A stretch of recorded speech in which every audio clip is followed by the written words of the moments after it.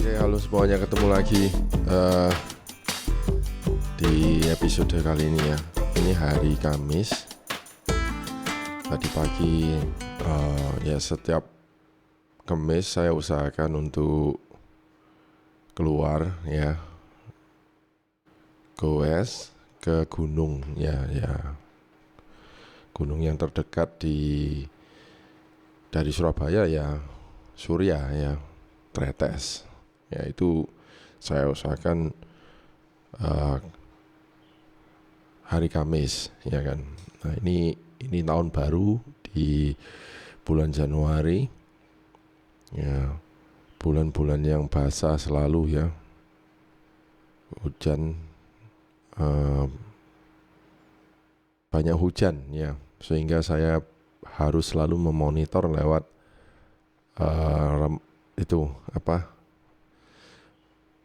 weather itu loh, Google Weather atau apa gitu ya. Jadi berhubung minggu lalu sih saya goes ke GG Kamis lalu. Terus minggu ini kemarin malam saya cek, ada dua ya. Satu, ramalan cuacanya agak negatif karena hujan jam 4, tapi 5% aja gitu loh. Nah jam 4 saya bangun, saya inceng di jendela, kok ya masih kering gitu. Jadi ya sudah, saya lanjutkan, saya bangun, saya bersiap-siap. Nah kemarin malam juga saya cek di ramalan cuaca yang satunya bilang so far so good, tidak hujan gitu. Hujannya baru nanti jam 11. Jadi 40% hujan. Tapi nyatanya jam 11 tadi ya juga tidak hujan sampai sekarang. Oke, di episode kali ini yaitu yang saya mau share sedikit itu adalah pengalaman-pengalaman kita waktu kenapa kok kita misalnya tambah seiring waktu berjalan ya umur kita bertambah. Tahun ini tentunya saya bertambah 1 tahun ya dari kemarin. Kenapa kok misalnya kita ini makin umur itu makin ada rasa seperti itu ya, was-was, terus paranoid sendiri gitu tentang ini tentang itu, terus juga tentang banyak hal ya, membuat acara-acara yang sudah kita planning tentang kita bersepeda ini menjadi tidak mulus gitu loh, nggak semulus yang misalnya 10 tahun yang lalu atau sebagainya. Kalau 10 tahun yang lalu kita selalu di WhatsApp grup, ya apa bangun jam 4 itu sudah ada yang bangun jam setengah 4 jam setengah 4, jam 3.30 sudah bangun, ngabari anak-anak, oh cuaca bagus, kering, let's go. Wah, dengan rasa antusiasme yang sangat tinggi ya. Tapi itu dulu ya. Sekarang ini semuanya udah berubah ya, dan orientasi kita bersepeda pun sangat berubah ya, berbeda. Kalau orientasi saya bersepeda ini ya, pertama selalu untuk menikmati jalan-jalan ya. Menikmati jalan-jalan kok cek adone, cek sorone mancal pisan. Numpak sepeda motor lah atau numpak mobil. Itulah orang lain. Tapi versi saya dalam jalan-jalan yaitu bersepeda gitu ya. Jadi itu yang saya nikmati. Sebentar, ini kaki saya kecepit. Oke. Ya, jadi saya masih tetap orientasinya adalah pertama yaitu jalan-jalan, kedua ya untuk jaga kebugaran, ketiga yaitu untuk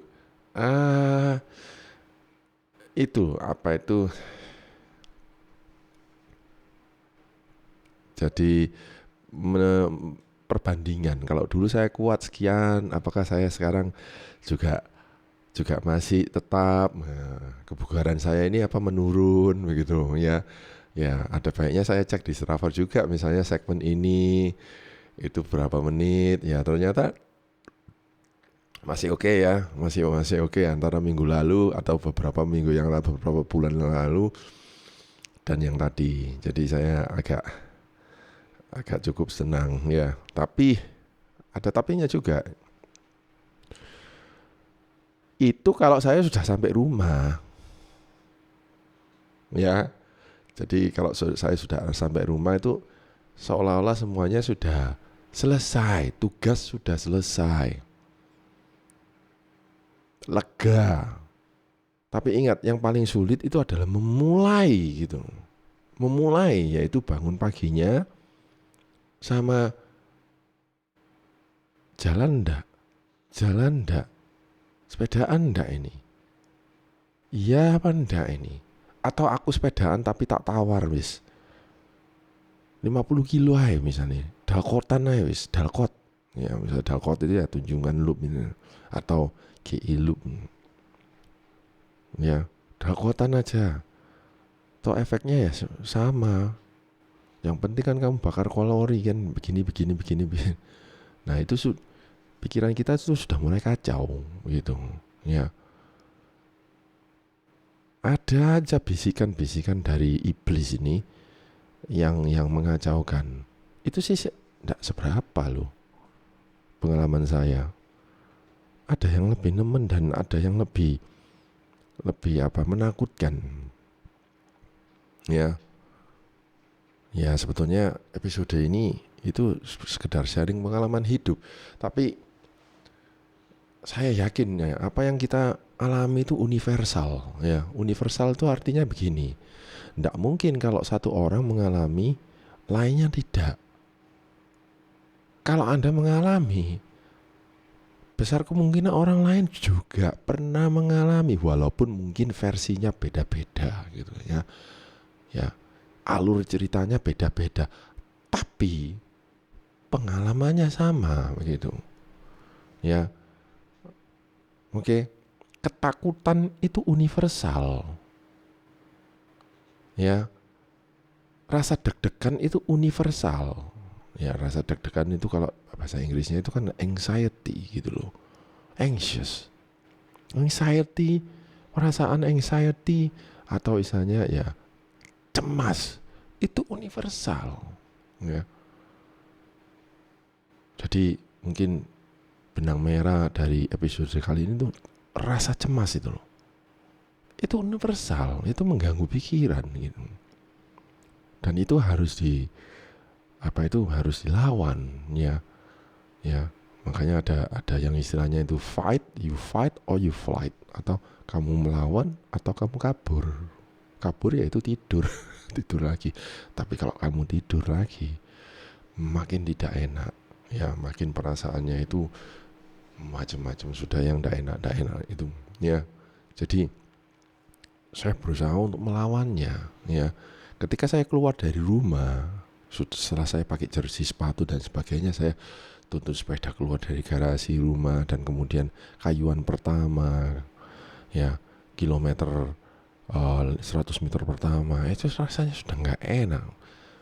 Ya perasaan itu sudah kayak ada yang bisik-bisiki, awas lo ya nanti kalau kamu kepleset kamu jatuh. Awas lo ya kamu nanti.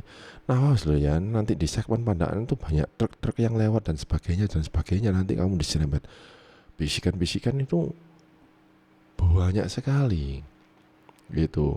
Jadi yang membuat saya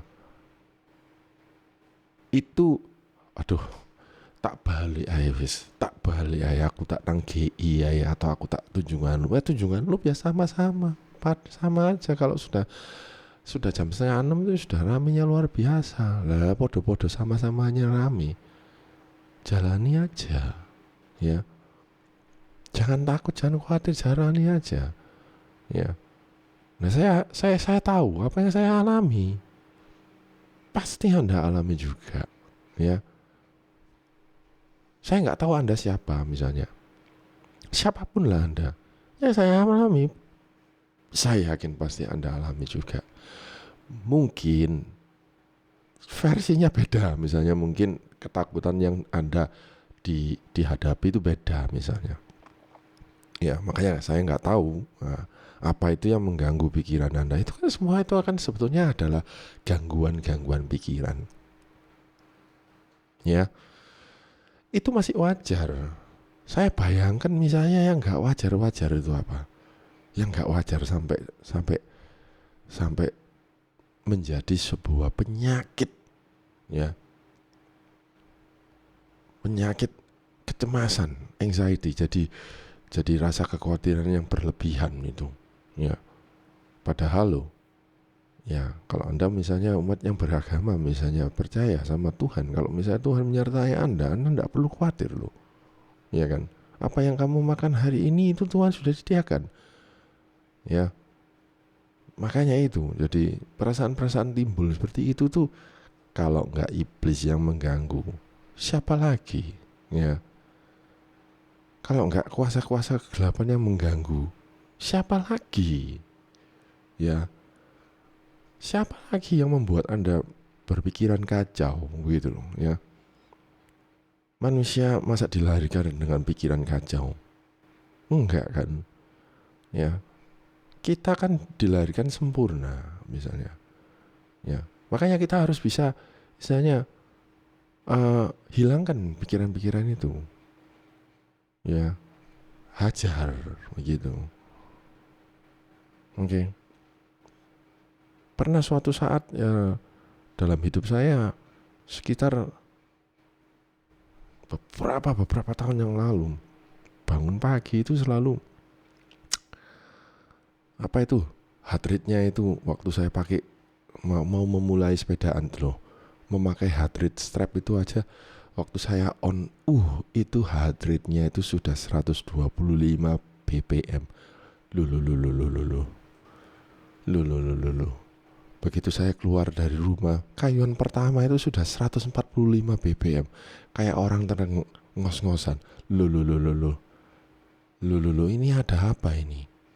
Padahal normal misalnya tadi pagi saya keluar, heart saya masih 80 bpm. Ya kayuan pertama masih 85-90. Ya 2 km pertama masih 105.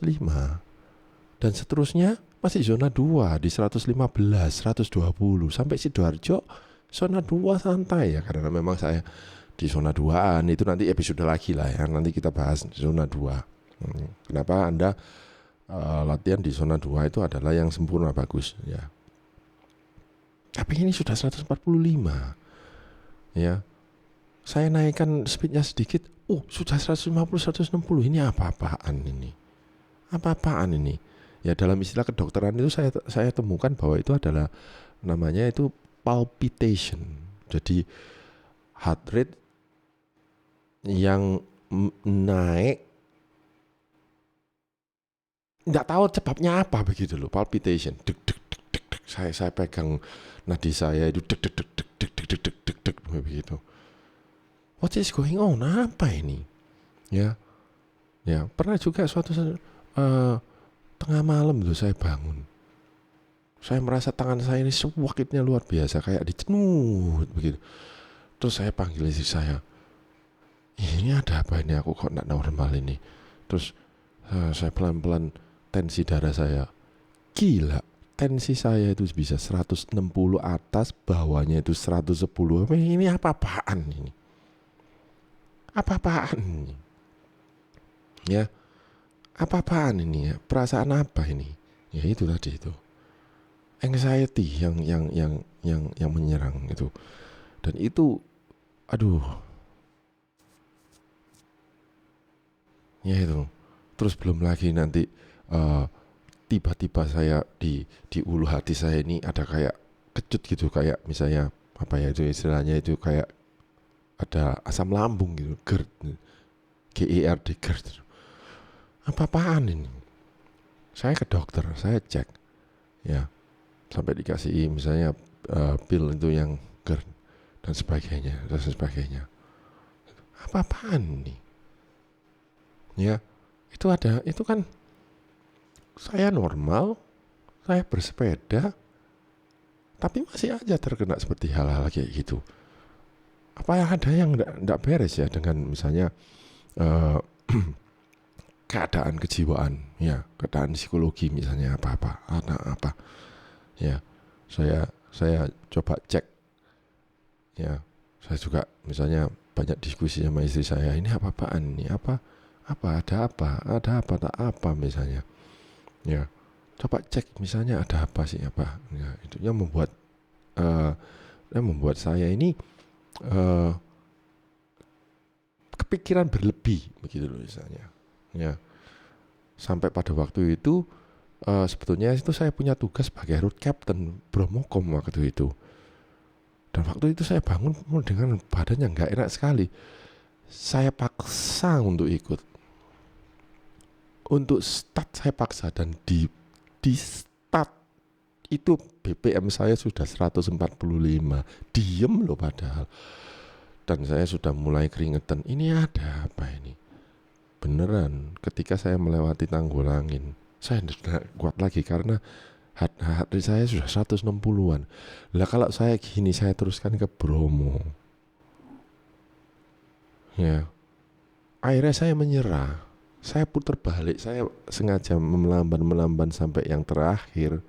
Jadi sampai sweeper yang terakhir itu jalan. Kemudian saya balik ya.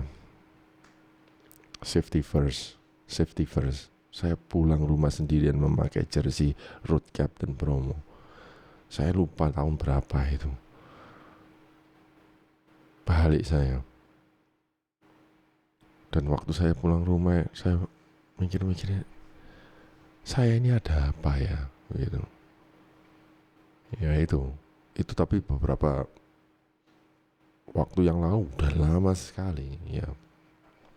Udah lama sekali ya. Syukuran saya bisa melalui itu semuanya. Tapi sampai sekarang pun saya juga nggak tahu kok bisa ada seperti itu.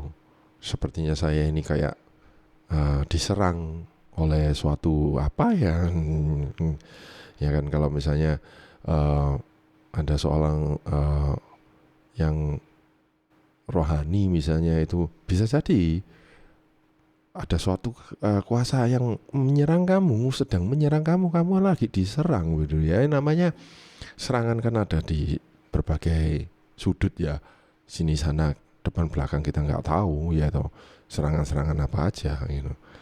Nah kalau misalnya secara rohani loh ya, misalnya saya ini diserang, itu kan berarti menandakan bahwa saya ini orang baik gitu loh. Saking baiknya, kuasa kegelapan tidak suka melihat orang baik, makanya orang baik-baik diserangi terus gitu.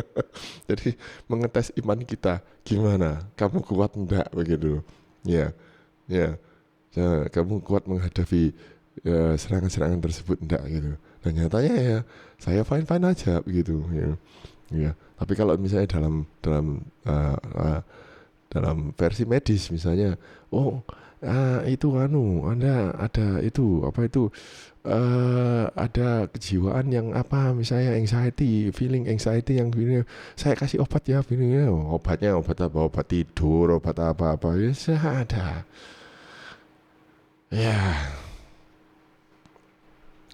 Ya apapun. Ya syukuran saya konsisten bersepeda. Ya, saya konsisten bersepeda karena saya melewati semua itu justru dengan bersepeda. Bersepeda. Karena gangguan pikiran itu mungkin hanya terjadi waktu 2 kilometer pertama. Setelah itu hilang. Kenapa kok hilang? Saya nggak tahu apakah efek dari kita bersepeda ya, misalnya kita ada hormon-hormon apa itu yang apa yang bisa membuat pikiran kita itu senang begitu, apa ya nggak tahu, endorfin kayak opopin kayak apa, dopamin kayak apa, saya nggak tahu membuat kita senang kembali, membuat kita fresh, kita nggak memikirkan ini itu ya. Jadi kita ada feeling joy gitu ya. Joy, enjoy cycling gitu. Jadi jalan. Apalagi kita kalau misalnya sudah menuju suatu finish, kita sudah selesai. Enak gitu. Dan kemudian kita pulang sampai rumah semuanya lega gitu ya. Lega apa? Oh, saya berhasil. Tadi pagi saya berhasil menaklukkan 126 km dari rumah saya, Surya PP, nanjak elevasi 750. Loh, lumayan sekali. Lumayan sekali. Walaupun 2 kilometer pertama ada bisikan-bisikan agar saya pulang aja lah, dipotong separuh aja lah, nanti ada apa-apa dan begini begitu ya. Dan di tengah jalan ternyata saya ketemu dengan grupnya Mas Asrul, ada si Ivo dan kawan-kawan. Sampai di puncak Surya kita sempat foto bareng, walaupun kita nggak pulang sama-sama ya. Nah ini kan akhirnya who knows gitu loh. Siapa yang bisa tahu di tengah-tengah jalan Anda bisa ketemu dengan orang-orang yang akhirnya membuat Anda senang begitu. Ya. Ya itu. Pengalaman-pengalaman yang tahun lalu mengikuti perjalanan yang panjang ya, seperti EJJ juga begitu. Kita nggak tahu, kita selalu diserang dengan rasa-rasa takut, diserang terus ya.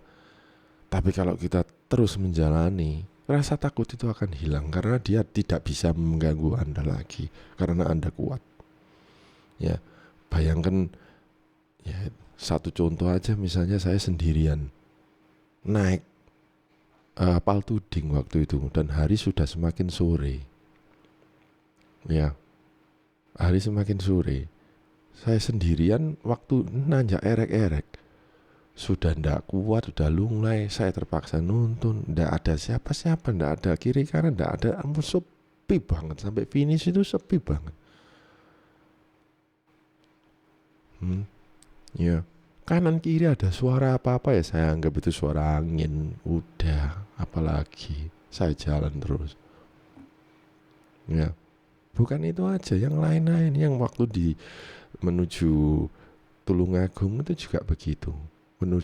Keluar dari Tulungagung menuju Blitar, itu sepanjang jalan itu sepi, nggak ada apa-apa ya. Setelah naik ke JLS itu, pikir ini kalau misalnya terjadi apa-apa, misalnya di tengah-tengah ini, kamu mau minta tolong sama siapa? Di Bojonegoro ya begitu, di tengah-tengah hutan jati yang begitu lebat itu, sepanjang berapa ya, padahal itu siang tapi menjadi gelap karena matahari nggak bisa masuk saking lebatnya ya. Ya jalan terus itu. Makanya ya, kalau saya misalnya flashback lagi pengalaman-pengalaman yang seperti itu, saya kok merasa yang tadi, gangguan-gangguan yang tadi pagi atau gangguan-gangguan apapun lah, setiap kali kalau misalnya saya mau jalan bersepeda itu nggak ada apa-apanya, itu kecil sekali. Karena yang besar Anda sudah taklukkan. Ya itu. Ya, jadi apalagi gangguan apalagi misalnya. Ya, kalau misalnya ada gangguan dari keluarga, misalnya anak sakit dan sebagainya. Enggak, anak saya semuanya sehat-sehat. Istri saya semua oke, baik-baik, semua rumah tangga. Ya tentunya kita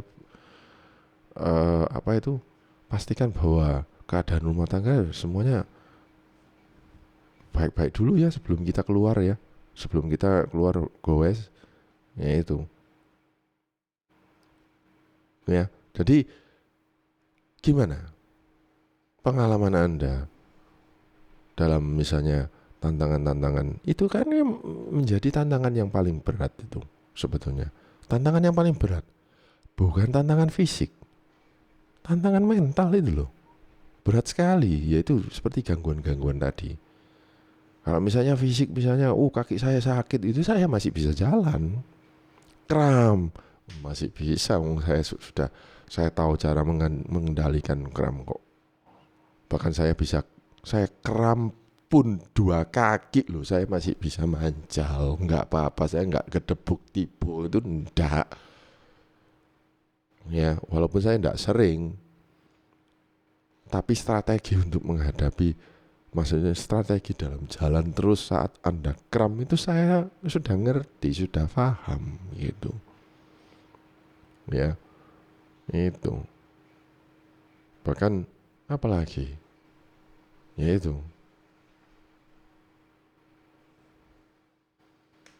Apalagi?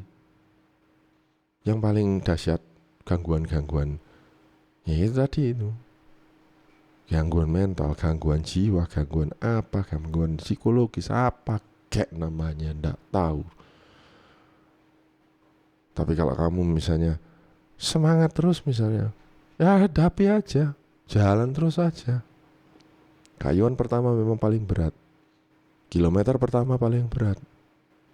Tapi setelah itu, waktu Anda sudah mendapatkan ritmenya itu, sudah mendapati ritmenya itu ya, ritme kayuannya sudah dapat, zona 2-nya sudah konstan enak, heart rate-nya sudah nyaman, ya kan, kakinya sudah mulai terlumasi begitu, jalan terus sampai tujuan finish. Ya, dan saya bersyukur ya, setiap Kamis ini saya goesnya itu dari Surabaya ke Suria itu non-stop. Ya, jadi saya nggak pit stop. Saya cukup sangu 1 bidon. Kalau ada pisang di rumah, saya bawa 1 aja pisang. Saya taruh di kantong. Ya, di tengah jalan, sambil jalan saya makan pisangnya. Ya, saya minumnya saya takar pokoknya sampai atas, habis 1 bidon begitu. Karena ya mungkin saya juga tidak terlalu kebut-kebut kayak misalnya Anda memakai road bike dengan speed sekian dan harus sampai di Surya sekitar pukul 7.15 begitu loh. Start dari Dunkin jam 5.15 terus sampai Surya jam 7.15. Enggak apa-apa wis, kamu duluan aja. Kamu duluan aja. Ya, saya enggak gitu. Jadi oke. Ya.